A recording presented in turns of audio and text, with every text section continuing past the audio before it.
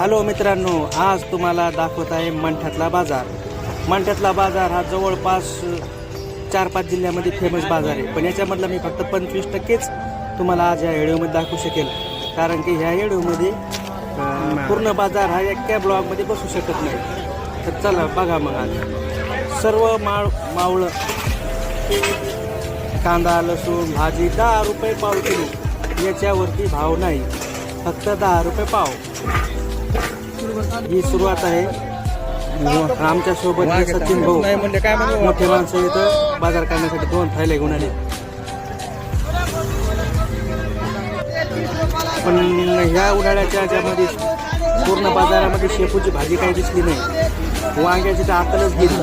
10 रुपयाला तुम्हाला जेवढे नेता येतील तेवढे न्या, असे दुकानदार म्हणत होते. म्हणजे शेतकरी वर्ग असेल कदाचित, व्यापारी वर्ग ते तर करू शकत नाही. हे आमचे सचिन भाऊ शावगा घातला, शेंग त्यांची एवढीच होती.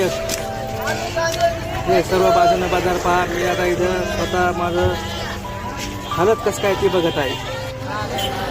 नांदराचा भाव हा बरोबर आहे, तरी जास्त काही हे नाही. टमाटे 10 रुपयाला 1.5 किलो, 1 किलो. खूप बाजार घसरलेला आहे. असं दुसऱ्या लाईनीला लागलो तर आम्ही. दुसरी लाईन सुद्धा टमाटे भरलेली. कोणी शेपू खूप आहे, शेपू काही मिळत नाही. मलाही वैयक्तिक शेपू घ्यायचा होता, तर शेपू काही भेटला नाही. समजा बाजारामध्ये टमाटे, गोबी, आलू, कांदे काही भाव राहिलेला नाही.